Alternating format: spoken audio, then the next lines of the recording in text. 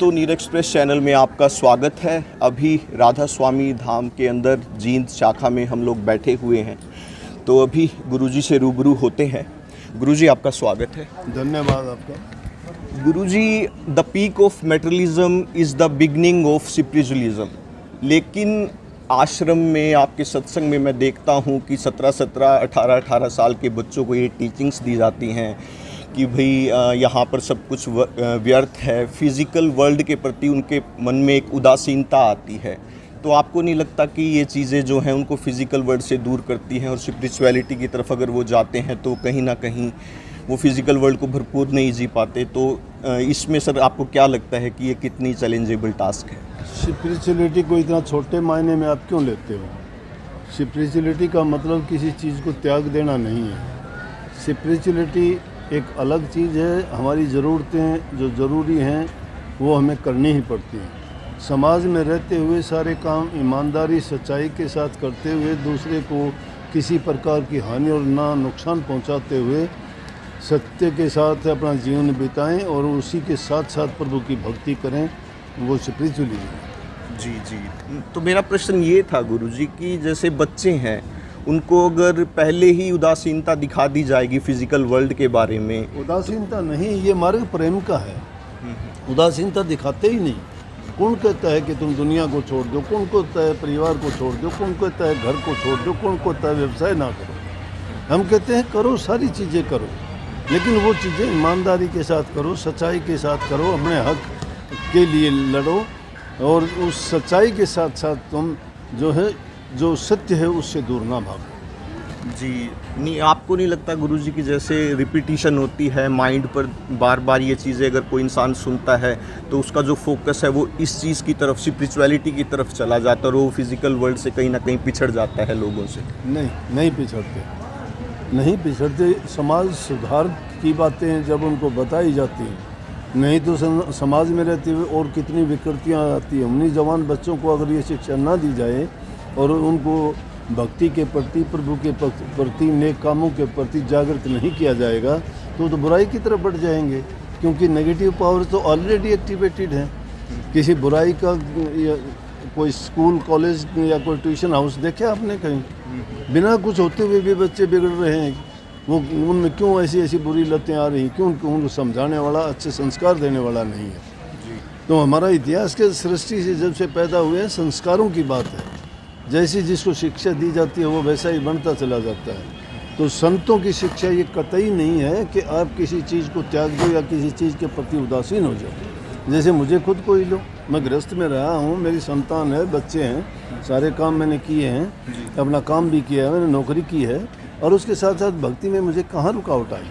जी, लेकिन सर आपकी यात्रा भी तो एक पीक तक रही ना मेटेरियलिज्म में, तभी आप स्पिरिचुअलिटी के अंदर आई। नहीं, वो भी तो इसी तरह चलते रहेंगे सभी, कोई बाधा नहीं है किसी प्रकार की। जी जी। तो सर थोड़ा संत के बारे में बताएं कि एक संत जो होता है उसकी परिभाषा क्या होती है? संत की परिभाषा यह होती है कि वो समाज को बुराइयों से बचाने का रास्ता दिखाए, अच्छाई के रास्ते पे लेके जाए, और लोगों के रूह को, मन को और पवित्र करके उनसे नेक काम करने की उनको प्रेरणा दे, और उसके साथ साथ प्रभु भक्ति सिखाए और करवाए। वो संत है। जो बुराई सिखाता है, निंदा सिखाता है, बुरे चीज़ों की ओर लेके जाता है, पाखंड आडंबर सिखाता है, वो संत नहीं है, पाखंडी है। तो सर जैसे अभी बहुत सारे संत हैं, जैसे अगर हम ओशो की भी बात करें, आजकल के युवा जो हैं आज भी ओशो को फॉलो कर रहे हैं। उन्होंने जीवन का एक अलग ही दर्शन दिया, साक्षी भाव का, कि भाई आप चीज़ों को देखें एक तटस्थ भाव से, ना वो पॉजिटिविटी की बात करते हैं ना वो नेगेटिविटी की बात करते हैं। तो प्रकृति का भी एक रूप ऐसा ही है कि ना वो पॉजिटिव को समझती है ना वो नेगेटिव को समझती है। तो इसके बारे में क्या कहेंगे सर? उनकी अपनी फिलॉसफी थी, उन्होंने अपने टाइम के अनुसार उन्होंने जो सही समझा वो कहा, लेकिन फिर भी उन्होंने बुराइयों से तो बचाने का एक संदेश दिया। जी। उन्होंने कोई ये थोड़ा कहा कि तुम बुराइयों में फंस जाओ।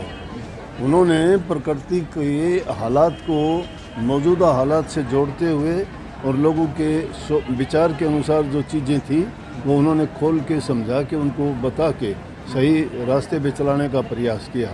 और जब जब भी ऐसी शक्तियाँ, संत, महात्मा, फ़कीर और संदेश देने वाले जब जब आए, चाहे वो मोहम्मद साहब के रूप में आए, चाहे ईसा मसीह के रूप में आए, चाहे नानक, दादू, पलटू कबीर के रूप में आए, उन्होंने सभी ने इसी शिक्षा को आगे बढ़ाया और समाज को दिशा दी। जी, तो सर संत कहते हैं एक जागे हुए इंसान को, तो अगर कोई जागा हुआ इंसान है तो वो तो सर कभी कुछ गलत करेगा ही नहीं, क्योंकि वो तो जागा हुआ है। संत के बारे में कह रहे हो ना आप, संत नहीं करता गलत। मैंने पाखंडी का भी नाम लिया था, जो चोला तो संत का पहन ले और करे पाखंड, तो उसको आप दुनिया संत उसको दिखावे के लिए कहती है, या वो अपने आप को संत कहता है, तो सही मायने में वो संत नहीं है। जो संत होगा वो ऐसे काम नहीं करता। जी, तो गुरुजी ना मस्जिद की ना मंदिर की कोई बात बताएं अंदर की। जैसे बात करते हैं कि भाई राधा स्वामी गुरु के जो संचालक हैं वो थोड़ा सोशली ज़्यादा बात करते हैं, और अंदर की जो बातें हैं, जैसे स्वामी जी महाराज ने अपनी एक अंदर की यात्रा लिखी है, तो कभी आप इस चीज़ पे थोड़ा कम फोकस करते हैं, उन चीज़ों के बारे में नहीं बताते? क्या उन चीज़ों को एक्सप्लेन करना मुश्किल है, या फिर उसके लिए कुछ रुकावटें हैं, या कुछ गुरु की शिक्षाएँ हैं कि भाई हम उन चीज़ों को एक्सप्लेन नहीं कर सकते? पहले ही जो दलदल में फंसा हुआ है उसको सीधा का सीधा कार में बैठा दोगे क्या? दलदल में जो कीचड़ में धंसा हुआ है, पहले उसको बाहर निकाल के कीचड़ साफ किया जाएगा, और उसके बाद कार में बैठने के लायक होगा ना। समाज के अंदर बुराइयां इतनी भरी पड़ी हैं, वो बुराइयों से ही इतने लिप्त हैं कि उनको नहीं छोड़ते तब तक प्रभु भक्ति इतनी आसान थोड़ी है कि उस कीचड़ में ही बैठ के कर लेगा वो, या उस गंदगी में बैठ के कर लेगा। जब तक इंसान को समाज सुधार की बातें, चरित्र बनाने की बातें, बुराइयों को त्यागने की बातें, बुरी आदत जो उन्होंने लगा रखी है, जब तक उनको वो नहीं त्यागता तब तक वो कहाँ एक कदम भी नहीं रख सकता। अंदर की बातें कोई ये दिखा कौन समझ जाएगा अंदर की बात को? जी, हमने स्वामी जी महाराज ने जो अंदर की बातें कही, आलोचकों ने तो जब भी बहुत बातें कही थी। उन्होंने जब भी कही थी कि ये तो ये कहते हैं कि अंदर में प्रकाश होता है, तो बोले लाइट की क्या ज़रूरत है, बल्ब लगा दो इनके मत्थे पे। जी, ये कहते हैं कि ये होता है वो होता है। ये लोगों की इन बातों से आप भी पूछ रहे हैं, बातों से ये बात नहीं कही जाती। जो बात अनुभव करने की होती है, रामायण में उनमें आप नहीं सुनते क्या?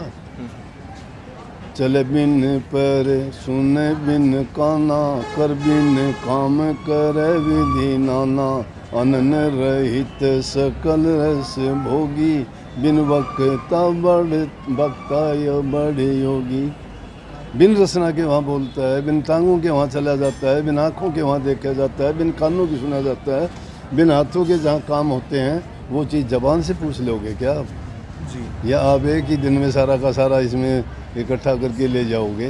बिल्कुल। इस रास्ते पे चल जो पड़ता है ना, उसको धीरे धीरे ही समझ आएगी ये बात। जी, और जो सर पहुंच चुका है वहाँ पे, हाँ। तो उसके बारे में क्या कहेंगे? घड़ा जब भर जाता है बोलता नहीं है, डब नहीं करता। फिर ये अंदर की बातें ज़्यादा बोलने वाले होते हैं, उनके पास कुछ नहीं होता है। जी, जी, तुम्हें तो पर्स की, समोसे की, चटनी की बात बताई जाए वो तो अच्छी समझ में आती हैं। जी, जी, जी। तो सर जैसे कुछ ग्लिम्प्स भी आते हैं कि कोई साधक होता है तो उसके कुछ एक्सपीरियंस होते हैं कि भाई जैसे उसको अंदर, आपने भी कहा कि वहाँ पे एक अमी की वर्षा होती है, तो इस तरीके के एक्सपीरियंस हो जाते हैं किसी साधक को। उसको आप कह सकते हैं कि भाई वो एक आंतरिक अनुभव हुए। तो इस तरीके के अगर अनुभव होते हैं तो क्या वो सही रास्ते पे चल रहा है?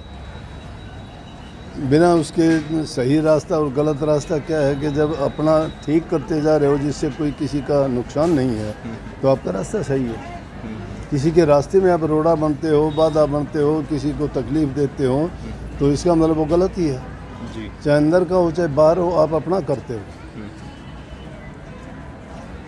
तो ये बातें जो किसी ने 60 साल में, किसी ने 70 साल में, किसी ने 80 साल में इस प्रकार से अपना तप, त्याग और साधना करके जिन्होंने हासिल की है, वो ज़बान से क्या बता देगा? जो चीज़ अनुभव करने वाली हैं वो ज़बान से नहीं कही जाती।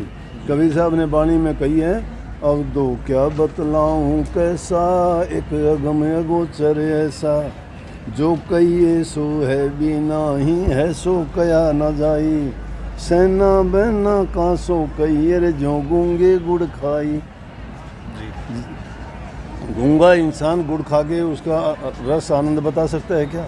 नहीं बता सकता। नहीं है। तो सर जैसे एक चैंटिंग ऑफ मंत्रा की बात आती है, आप बताते हैं कि भाई राधा स्वामी नाम का जाप करना है, लेकिन एक यात्रा ऐसी भी रहती है कि जब नाम वहाँ पे होता ही नहीं है, क्योंकि जब हम आए थे परमात्मा ने हमें यहाँ पे भेजा तो कोई नाम तो था नहीं, और आपकी वाणी में भी आता है कि पुरुष अनामी जाए समानी, वो वहाँ पे पहुँच जाता है।